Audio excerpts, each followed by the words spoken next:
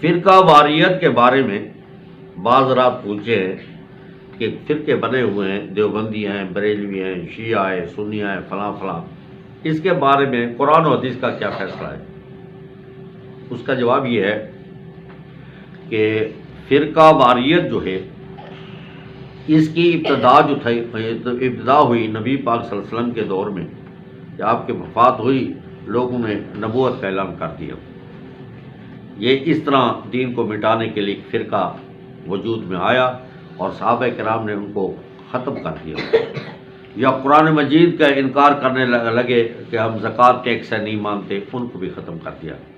یعنی قرآن کا انکار کرنا زہر سے، اور قرآن مجید کا جو ہے انکار کرنا یا اپنا نبوت کا اعلان کرنا، اس فرقے کا جو ہے اسلام کے ساتھ تعلق نہیں ہوتا، اس قسم کا فرقہ پیدا نہیں ہوا۔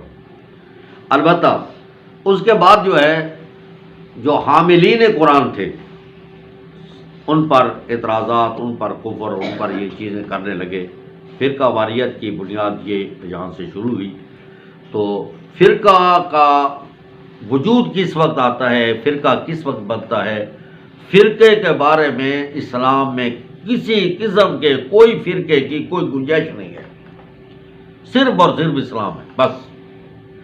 وَاعْتَصِمُوا بِحَبْلِ اللَّهِ جَمِيعًا وَلَا تَفَرَّقُوا۔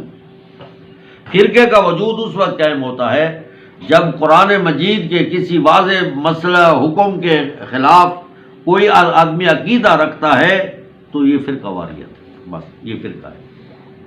اس کے فرقے کی مختلف شکلیں ہیں۔ جناب رسول صلی اللہ علیہ وسلم نے فرمایا کم از کم میری جماعت 72 فرقے میں تقسیم ہوگی۔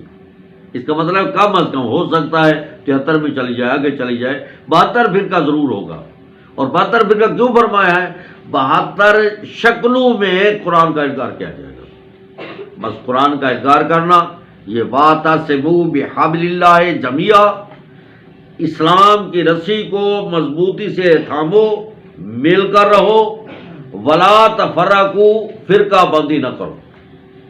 اب بحیثیت فرقہ کے کافر جو ہے وہ صرف مرزائی ہے، باقیوں پر بحیثیت فرقہ کے کفر کا فتویٰ نہیں ہے۔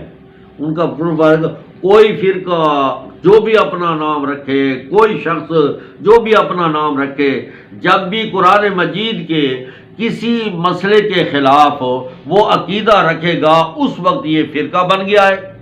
اور یہ فرقہ جو ہے فرقہ پرستی، یہ اسلام نہیں ہے، فرقہ واریت اسلام نہیں ہے۔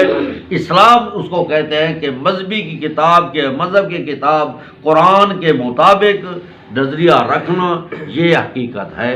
اور ہر ایک آدمی چاہتا ہے قرآن مجید کے مطابق ہے، تو وہ قرآن مجید کی جو واضح آیات ہیں ہر ایک کو سمجھ آ جاتی ہیں، تو اس میں پیغمبر اسلام کی جو حدیث مبارک ہے وہ اس کی پیغمبر اسلام کی حدیث قرآن کا بیان ہے، قرآن کی وضاحت ہے۔